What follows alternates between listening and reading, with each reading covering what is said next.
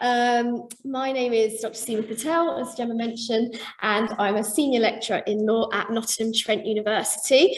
First of all, thank you very much for inviting me to be part of this event. I'm really thrilled to be here and really excited to see the book in hard copy now. Next slide, please. So I think I just start with my research background for those that don't know me. So my research looks from a law and regulatory perspective, and I try to identify the regulatory balance between inclusion and exclusion in competitive sport. So that's what my PhD and my book focuses on. And in that book, next slide, please. I kind of followed this schematic. I looked at the areas of sex, gender, disability and race in my earlier research, and I tried to cross-analyse when it was reasonable or unreasonable to exclude or include individuals based on those characteristics. And I tried to come up with some kind of trend to identify how and why individuals are treated in certain ways on that basis. And I made regulatory recommendations for reform in that area. And given what's happened in, I say, the last maybe 8 to 10 years, the focus has really shifted on gender issues. And so a lot of my research is therefore focused on that. Next slide, please. So my chapter in the book looks at legal barriers to increase in inclusivity for trans athletes. I think the first thing I'd like to say, and I'm not going to look at Gemma because it will make me emotional, is it is quite emotional to see this book. It really represents lockdown and COVID, and I didn't know if we'd see the book or see my chapter in there. And I met Gemma because we connected, having done some work on a documentary, and we connected actually, I think, just at the beginning of COVID. And it was really, really wonderful to kind of have her support. And I think we became friends through email, which is really quite strange as well. But her emails really kept me going through that first lockdown, and I'll never forget that connection that we have. And so whenever I look at this chapter, I always think of that. So it's really quite a personal achievement, I think, seeing this chapter and seeing this book finally come out. And I don't think I would have completed it, definitely without her support. In terms of trans athletes, I've got nearly 20 years experience looking at that particular topic. And I'm saying that a bit more at the moment because I think it's really important for people in the public really to understand that us as academics, we've looked at this field for a long time. We're not just giving our view on it and, you know, saying what we feel at the time. We have researched this topic. I think I first wrote a piece on trans athletes in sport when I was an undergraduate student. It was for sexuality in the law module, but it was really hypothetical at that time in a way because there weren't many examples or any issues that were coming to light in the public domain. So it's really quite an interesting time to see it take such shape at the moment.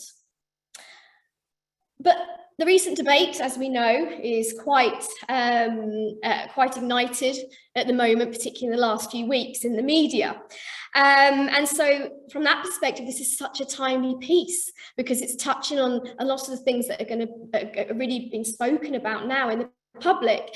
But I did some comments on some news outlets in the last few weeks, and I made the mistake of reading some of the comments, and one referred to me as a loony academic, and I had to share that with you today because I thought, well, you know what?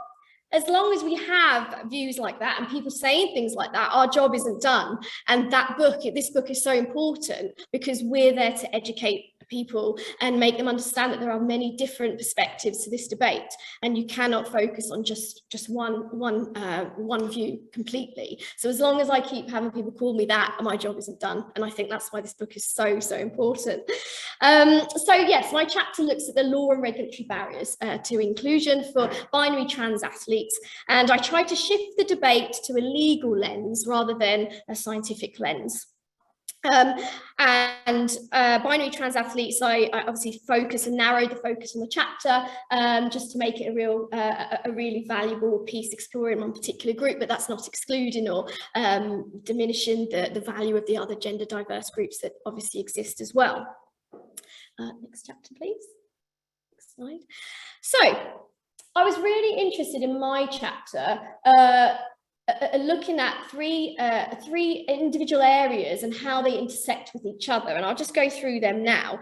So there are three issues I think that are going on at the moment and have been for some time. In sport, in that first circle, we've seen challenges to the gender eligibility rules, which have forced an evaluation of the way in which we include gender diverse athletes. And obviously we've seen the challenges brought by intersex athletes Duty Chand and Casa Semenya that have really forced a review of this situation. And then in the law and regulation bubble, there's been huge concerns in my area about the compatibility of sports governing bodies with human rights provisions and the welfare of athletes and their well-being. And there's questions around the accountability of sports bodies and how well they have the capacity to deal with human rights matters or disputes or discrimination issues when they come to light. And so a lot of my research looks at whether they are governing bodies are complying with the law or not.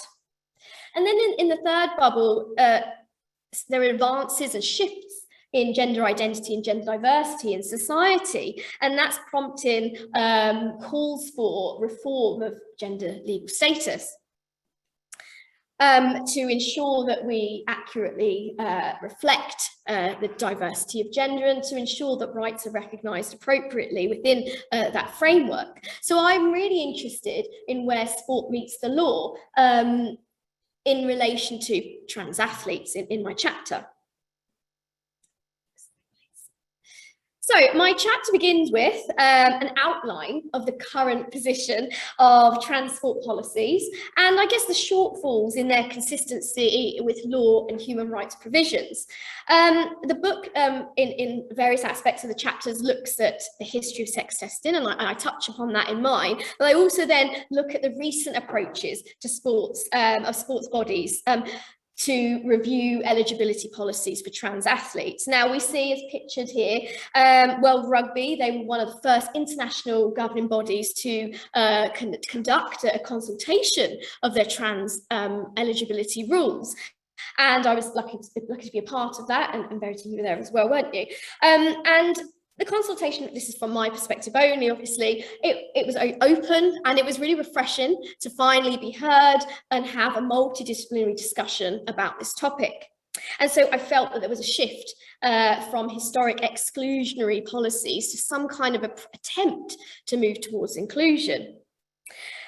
Unfortunately, the outcome was to ban trans female athletes from competing. And I think that represented really what my research looks at, in that the sports governing bodies are continuing to fail to consider human rights matters when bringing together their policies and when drafting their policies. So some of those human rights legal issues have been put sidelined, and that science tends to drive a lot of these policies at the moment. So from my perspective, generally speaking, sports bodies are still failing to pay serious attention to the human rights aspects of this debate, and the lens has been fixated on the science. And you could argue there is a bit of an over-reliance on the science rather than a consideration of human rights. And as a result of that, that can lead to barriers to inclusivity, which I discuss in this book, because I guess it could prioritise sports interests over the rights of the athlete. Next slide, please. So after looking at that section, the chapter then goes on to examine the law provisions that are in place to protect and recognise trans people in society. And obviously this is a very broad overview of what I've covered. But generally speaking, gender diverse individuals such as trans people, they've troubled this legal sex and gender order in the fight for legal recognition and human rights protection. And so at a domestic level, we have, in this country, we have the Gender Recognition Act, as well as the Equality Act as well. And the Gender Recognition Act departed from a strict biological approach and gives trans people the right to challenge, to change their birth certificate to their acquired gender through a process of applying for a gender recognition certificate. And it was considered to be world leading at the time because it was almost first of its kind. It has obviously since gone through a review and received some criticism, and there has been a response to those criticisms. But I think it's fair to say that there continue to be calls for more meaningful reforms in that area to ensure that trans people and other gender diverse groups are protected and recognised and not considered to be an infraction of law and nature, as some writers refer to it as. At the regional level, and by that I mean the European Union and the Council of Europe, we have the European Court of Human Rights, who really strengthened the recognition of gender rights in domestic law as well, in our country too. They've played a significant role through their judgments of recognising gender diverse rights. And in the European Union, the Court of Justice of the EU have also encouraged a much broader interpretation of the term sex to encompass gender diversity. But there still does continue to be some confusion over the interpretation of the terms of gender diversity, gender identity, gender reassignment. And so at the international level, the key universal values of human dignity, bodily integrity, privacy and consent, they're enshrined within the Universal Declaration of Human Rights and other notable instruments at the international level as well. And the international commentary on the rights of trans people is really prominent at the international level, but there does seem to be some debate around the explicit reference to gender diversity, to trans people in those provisions. So overall, this section really looks at how there is a framework in place to recognise the rights of gender diverse individuals and preserve the rights of trans people, but it needs further enhancement, it needs further refreshing, and that's before we even get to considering sport. So there needs to be more visibility in that legal framework. Next slide, please. So, how do we then ensure that legal protection is extended to athletes in sport? So the chapter moves on to look at the intersection between sport and human rights, which is really, really tricky because any commitments to human rights by sports governing bodies are not absolute. And there is an inevitable infringement on human rights because of the unilateral nature of sport gender rules and practices.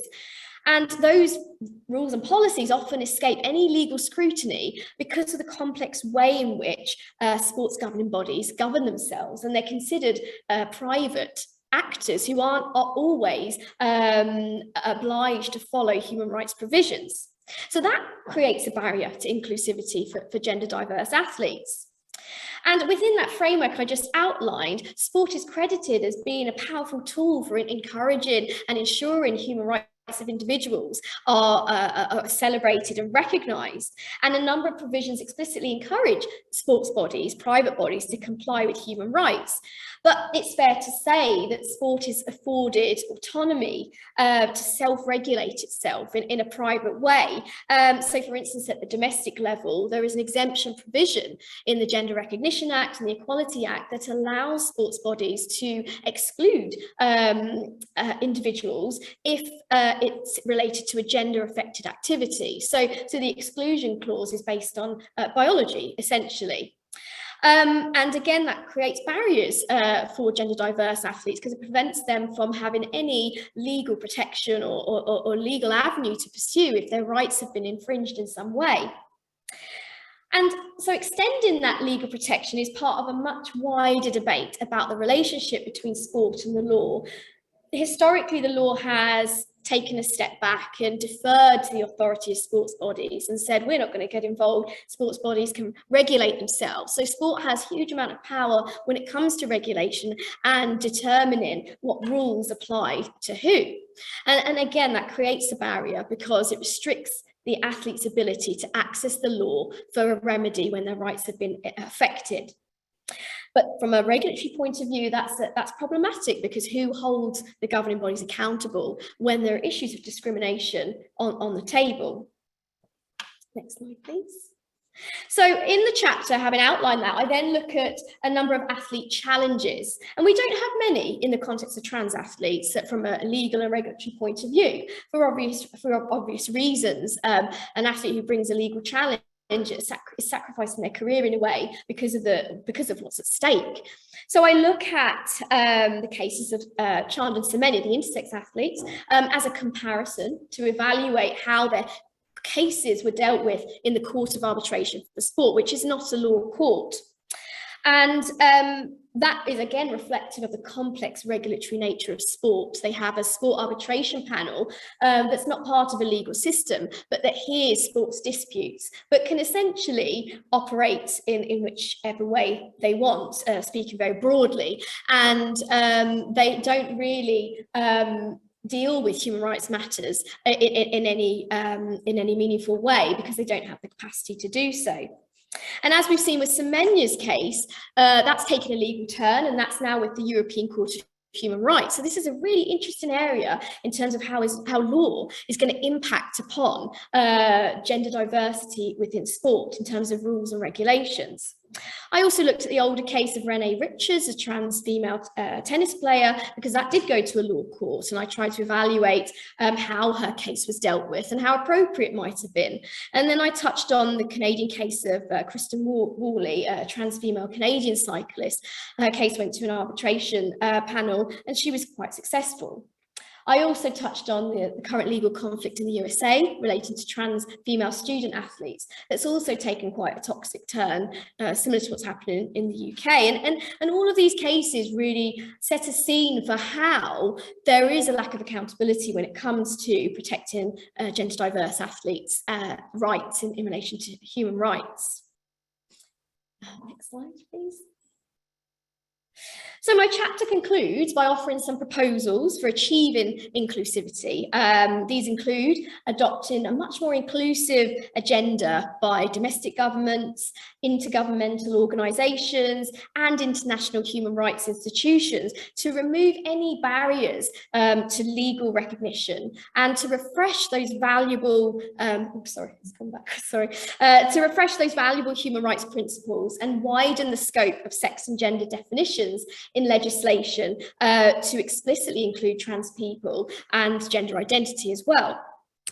Next, I think that the extension of legal protection is inadequate because there's a lack of enforcement mechanisms to ensure human rights obligations are adhered to by sports governing bodies. Sorry. I think it's on a timer. So human rights need to be taken much more seriously in sport, in my view. And I think there must be a stronger balance between sport, interests and human rights to ensure that sports bodies act in a manner that's consistent with human rights, just as any other industry would have to. Where they fail to do so, I make regulatory recommendations, as I have done previously, to overcome these deficiencies, such as the creation of an international anti-discrimination in sport unit who would act as a guardian for dealing with anti-discrimination matters, almost like a WADA, but for discrimination. Final slide. Thank you.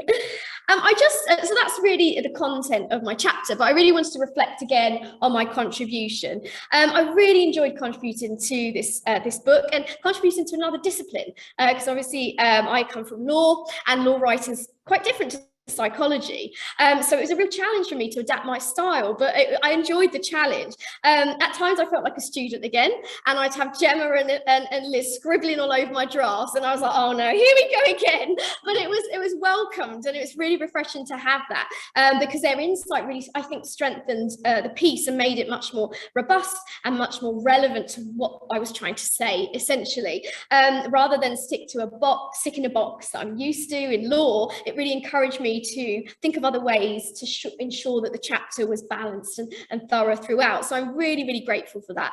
And I can't stress enough how my interactions with Gemma was just so special during that time. I think I was writing a few book chapters at the time, and it was really a tough time to write during lockdown, as many of us know.